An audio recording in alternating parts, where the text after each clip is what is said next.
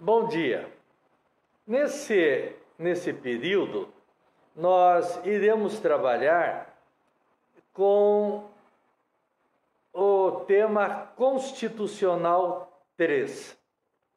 Vocês já tiveram Constitucional 1, onde estudaram os direitos fundamentais, os direitos sociais,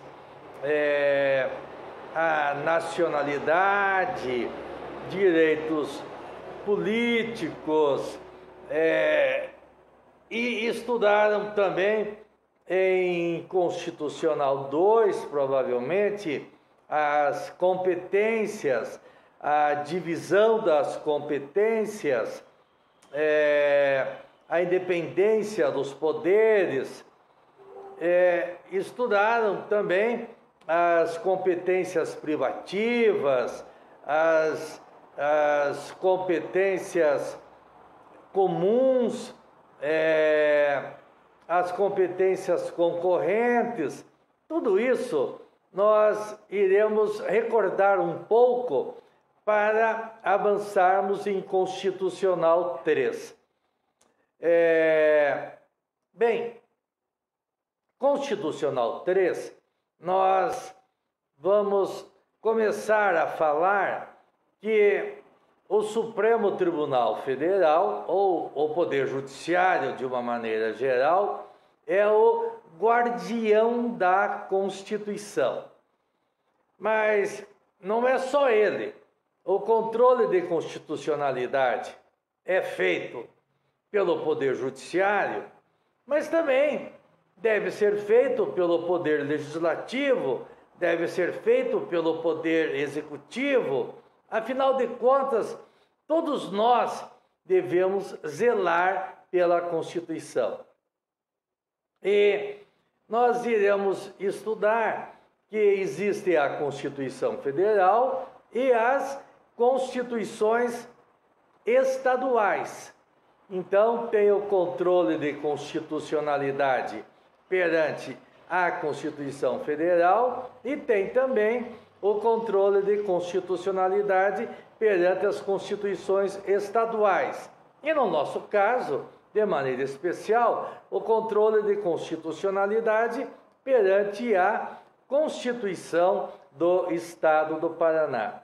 Bem, nós iremos verificar que as leis e os atos normativos só são válidos se estiverem de acordo com a Constituição. Os códigos só são válidos se estiverem de acordo com a Constituição.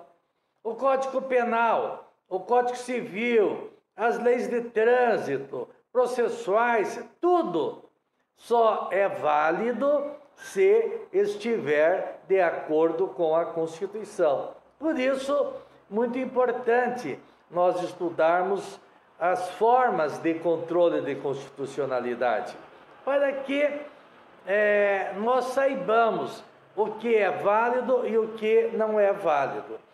Quais as leis que são válidas, quais as partes das leis que são válidas, quais as partes que são inválidas, quais os atos normativos que são válidos, quais os atos normativos que são inválidos.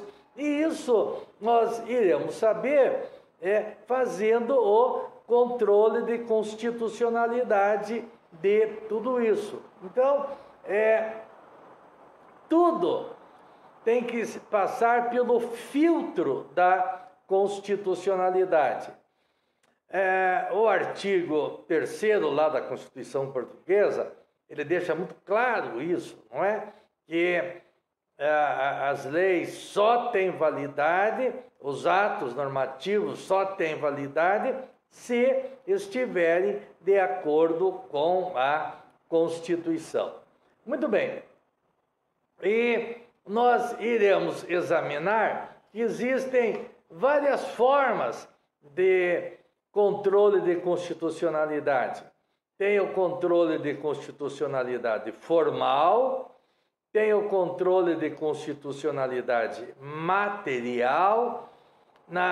na questão do controle de constitucionalidade formal, nós iremos recordar muito de Constitucional 2 naquilo que se refere à distribuição das competências, principalmente das competências, de maneira especial, das competências legislativas, não é? Vamos estudar a chamada inconstitucionalidade orgânica, quando estudarmos a inconstitucionalidade formal, mas vamos estudar também, evidentemente, a inconstitucionalidade material. Nós vamos estudar o controle de constitucionalidade preventivo, que é feito dos projetos de lei, e iremos estudar também o controle de constitucionalidade repressivo, que é quando a lei já entrou no ordenamento jurídico, não é? Não é porque ela entrou no ordenamento jurídico que ela é válida. Ela entra no ordenamento jurídico com a presunção de constitucionalidade, mas essa presunção ela é relativa e pode, portanto, ser afastada. Existem, de maneira especial, dois métodos de controle de constitucionalidade. O método difuso, que tem origem lá nos Estados Unidos, numa decisão de um juiz, em um caso muito famoso, chamado Marbury versus Madison, e tem o chamado controle repressivo, que tem origem lá na Constituição Austríaca de 1920. Então, nós iremos verificar as inúmeras diferenças que existem entre o controle de constitucionalidade pelo método difuso e também pelo método concentrado. Muito bem, nós iremos estudar o controle de constitucionalidade repressivo, principalmente, através de ações especiais como a ADIM, Ação Direta de Inconstitucionalidade. Vamos estudar a ADIM, que é a Ação Direta de Inconstitucionalidade, mas vamos estudar também a ADIM por omissão. Vamos estudar ainda a chamada ADIM interventiva. Daí iremos recordar aquilo que vocês já estudaram em Constitucional 2, que é o ponto da intervenção federal, não é? E também a intervenção estadual. Vamos estudar os princípios constitucionais sensíveis para captarmos, entendermos, não é? A finalidade da chamada ADIM interventiva. Vamos estudar a ADC, Ação Declaratória de Constitucionalidade. Vamos estudar a arguição de descumprimento de preceito fundamental. E aí, principalmente na ADIM e na ADC, mas também na ADPF, mas na ADIM e na ADC, a Lei 9.868, vamos daí entender principalmente o que é a modulação temporal dos efeitos da declaração de inconstitucionalidade. A declaração de inconstitucionalidade pode ser total ou pode ser parcial de uma lei. O controle de constitucionalidade também pode ser não da lei em si, mas da interpretação da lei. Vamos relembrar as várias formas de interpretação de uma lei, não é? A interpretação gramatical, a interpretação sistemática, a interpretação lógica, a interpretação teleológica, a interpretação histórica, vamos estudar a interpretação pelo direito comparado, enfim, vamos ali relembrar, tem a interpretação também halográfica, vamos relembrar a questão que você já estudaram em hermenêutica, não é? As várias espécies de interpretações e como nós utilizamos-as dentro desse tema nosso que é o controle de constitucionalidade. Vamos estudar também mandado de segurança, o mandado de segurança repressivo e o mandado de segurança preventivo. Vamos estudar o habeas corpus, tanto o habeas corpus preventivo como o habeas corpus libertatório e uma nova modalidade de habeas corpus que está surgindo agora, o chamado habeas corpus genérico, e também, não é, o habeas corpus coletivo. Vamos estudar o habeas data, que é a garantia do direito de informação, enquanto que o habeas corpus é garantia do direito de locomoção, não é? O habeas data é garantia do direito de informação. Vamos estudar ainda a ação popular, que é muito, mas muito, muito importante para nós conhecermos a força do cidadão, que o Estado está a serviço do cidadão e não o cidadão a serviço do Estado. E também outra ação bem importante, que é a ação civil pública.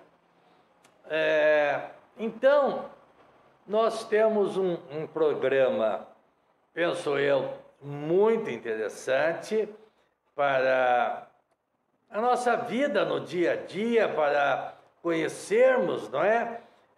Como exercitar os nossos direitos e para aqueles que forem seguir as carreiras, não é? Qualquer carreira jurídica de juiz, principalmente, é imprescindível saber, é a tarefa do dia a dia, saber fazer o controle de constitucionalidade das leis, porque antes de julgar o caso concreto, o juiz tem que julgar a lei para saber se ela é constitucional ou não. Não já aplicar a lei no caso concreto. Não. Nós tivemos a fase, não é, do culto à lei, mas hoje nós temos a fase do culto à Constituição. O que nós temos que cultuar é a Constituição. Bem, e aí nós iremos fazer também uma diferença entre controle de constitucionalidade e controle da recepção.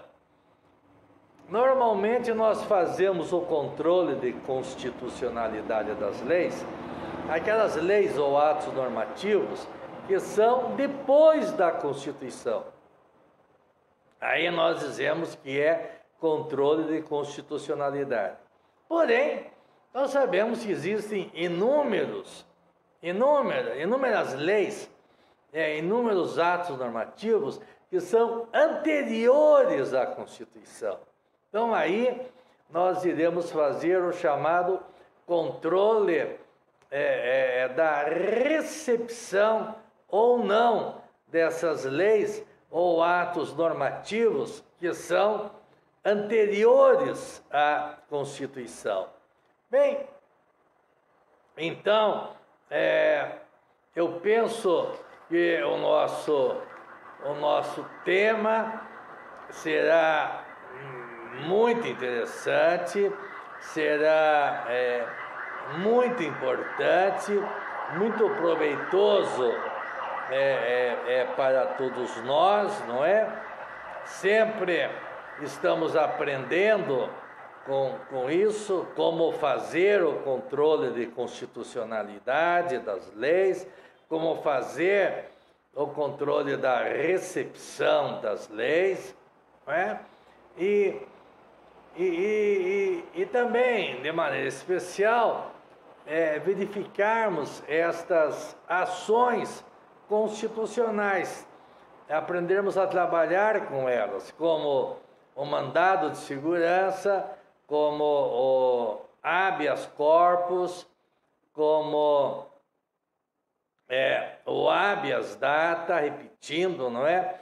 Como o mandado de injunção, que ficou dormindo durante muito tempo em berço esplêndido, ficou dormindo por mais de 20 anos sem ser utilizado. No entanto, hoje é muito utilizado. São milhares e milhares de mandados de injunção que são apresentados aí semanalmente perante o Poder Judiciário. A ação popular também um instrumento importantíssimo, e a ação civil pública. Bem, eu quero deixar aqui o meu e-mail, não é?